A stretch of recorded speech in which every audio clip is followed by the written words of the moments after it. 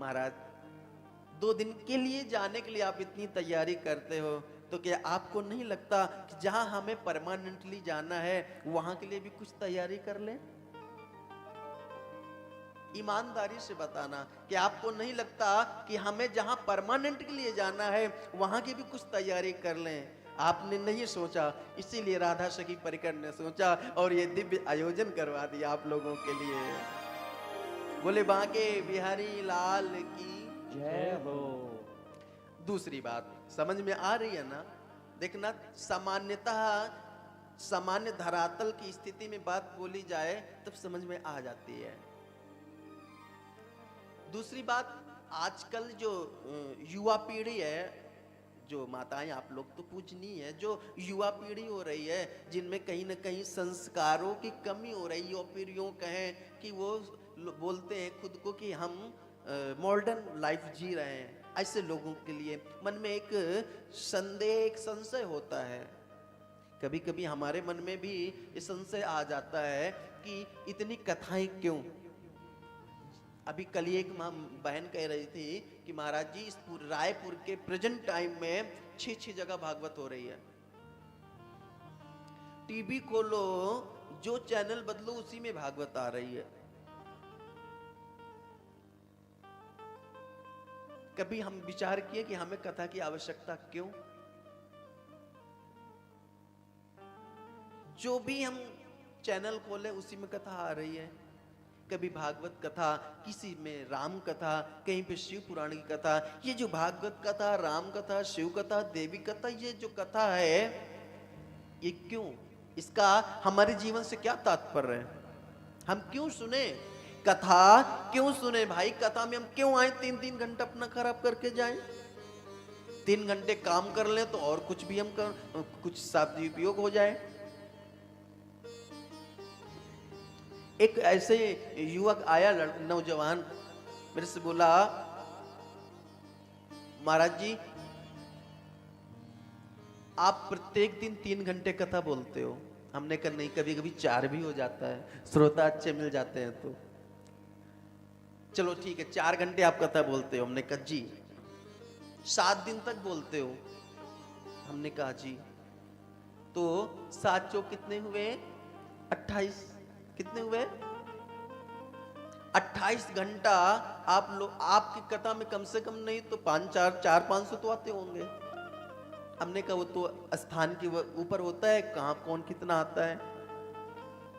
बोले चलो मान लो 300 ही आते हो, तो आपने 28 घंटे उन 300 लोगों के खत्म कर दिए। हमने कहा क्या तर्क लगाया इसने? 28 घंटे आपने खत्म कर दिए उन 300 लोगों के। उसका पिता भी बैठा था। हमने कहा क्यों जी? संजय नाम था। आज के जजमान में संजय है कोई? नहीं है।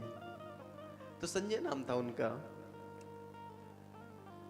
तो हमने कहा क्यों संजय जी, आपको लगता है कि आपका 28 घंटा खराब हुआ है? तो बोले महाराज जी मैं निःशक्त हूं, मेरे पास कोई उत्तर नहीं है, और आपके सामने हमारा ही पुत्र ऐसा बोल रहा है, इसलिए मैं थोड़ा नर्वस और शर्मिंदा भी हूं। हमने कहा कोई बात नहीं, ये एक बच्चे की प्रश्न नहीं है, ऐसे न जाने कितने होंगे। अगर इनके मन में तो और भी होंगे। हमने कहा भाई बैठो। बैठा, बराबर में ही बैठाया। हमने कहा आप क्या करते हो? बोला मैंने MBA किया है और मैं एक कंपनी है उसमें जॉब करता हूँ। हमने कहा अच्छा, आप कितने बजे जाते हो? बोला सुबह 10 बजे जाता हूँ और शाम को 5:30-6 बजे तक वापस घर आ जाता हूँ। हमने कहा उसके बाद क्या करते हो? बोलता हूँ फिर आता हूँ तो घर में अपना यूनिफॉर्म वगैरह चेंज करके फिर दोस्तों के साथ टहलता हूँ, नाश्ता पानी करके चाय पी के अपना घूमता हूँ, फिर 8 साढ़े 8 तक घूम के आ जाता हूँ, फिर डिनर करता हूँ और उसके बाद फिर सो जाता हूँ। हमने कहा कितने बजे सोते हो? बोलता रात को मैं 10 बजे सो जाता हूँ। हमने कहा फिर कितने बजे उठते हो? बोलता फिर सुबह में 6 बजे उठता हूँ। हमने कहा 10 बजे सोते हो और सुबह 6 बजे उठते हो, मूर्ख हो तुम। बोला क्यों? हमने कहा रात को 10 बजे से गिनो, 11, 12, 1, 2, 3, 4, 5, 6, मतलब आप 8 घंटे सोते हो और आपकी आयु अभी 30 साल हो गई है। मतलब आप 30 साल से 8-8 घंटे सो रहे हो। कितने घंटे हो गए? आपने कितने घंटे बर्बाद कर दिए? अगर वही 8 घंटे आप और काम करते तो फिर सदुपयोग में आ जाते हैं। 8 घंटे आपने खराब कर दिए सो के। बोले महाराज जी कैसी बातें कर रहे हो? 8 घंटे सोता हूं तभी मैं अगले दिन काम करने के लिए, वर्क पे जाने के लिए प्रिपेयर होता हूं। हमने कहा ठीक है, जिस प्रकार आप 8 घंटे सो के अगले दिन वर्क पे जाने के लिए प्रिपेयर होते हो, वैसे ही आपके पिताजी हैं, 7 दिन कथा सुनने के बाद आगे जीवन में जीने की इनको कला आती है, जीवन जीने के लिए प्रिपेयर होते हैं। जिस प्रकार 8 घंटे सोने के बाद आप अगले दिन काम करने की स्थिति में आते हो, वैसे ही ये जितने लोग बैठे हैं, ये 3 घंटे कथा सुनने के बाद अगले दिन जीवन को कैसे जीना है, जीवन में अभी तक हम क्या कर रहे थे, अब हमें क्या करना है, ये पथ मिल जाता है, जीने की राह मिल जाती है, जीवन जीने की शैली आ जाती है। मुझे लगा कि अब उस बालक को उसका उत्तर मिल गया है, आगे से अब ऐसा नहीं बोलेगा कभी। समझ में आ रहा है ना? चलो इसको दूसरे तरीके से समझें। आप लोगों ने पोलियो ड्रॉप पिया होगा ना, पोलियो खुराक किसने किसने पिया है? मैंने भी पिया है।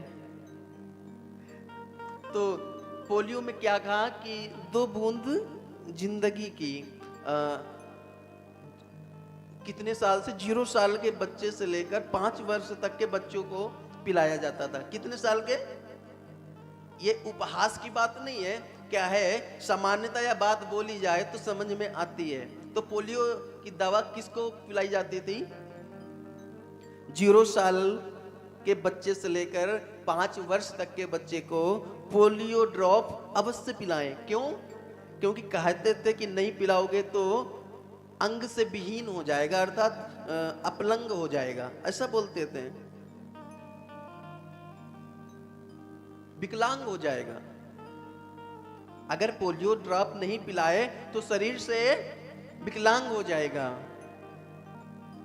तो हमें नहीं लगता कि ये हम लोग भी पोलियो ड्रॉप का एक बूथ खोल के बैठे हैं 7 दिनों के लिए।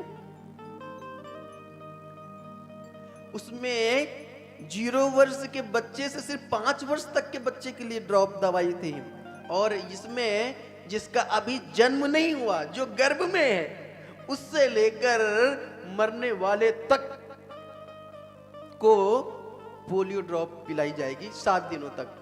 और इसका कैंप अशोका रतन सोसाइटी कम्युनिटी हॉल में खुल गया है। तो ये क्या है? 7 दिनों तक।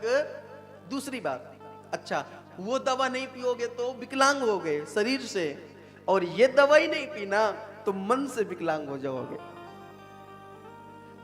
वो दवाई शरीर को स्ट्रॉन्ग करने के लिए है, और ये दवाई जो आज से आपको पिलाई जाएगी ये मन को स्ट्रॉन्ग करने के लिए है। तन से बड़ा तन बल होता है ना, कितने प्रकार के बल होते हैं? 4 प्रकार के बल बताए गए हैं।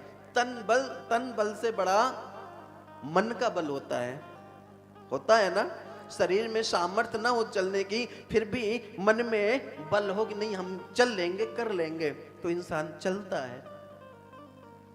बुखार है, उठने की सामर्थ्य नहीं है, फिर भी मनोबल है कि फिर भी वो व्यक्ति उठता है और अपने काम करता है।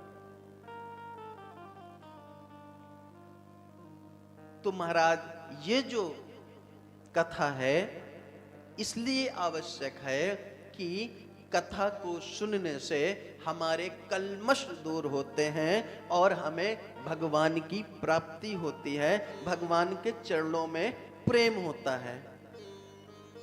और कुछ लोगों का कहना होता है कि कथा सुन लेंगे तो हमें स्वर्ग की प्राप्ति हो जाएगी, सत्यनारायण भगवान की कथा में सुनते हैं कि लकड़हारे ने व्रत किया तो उसको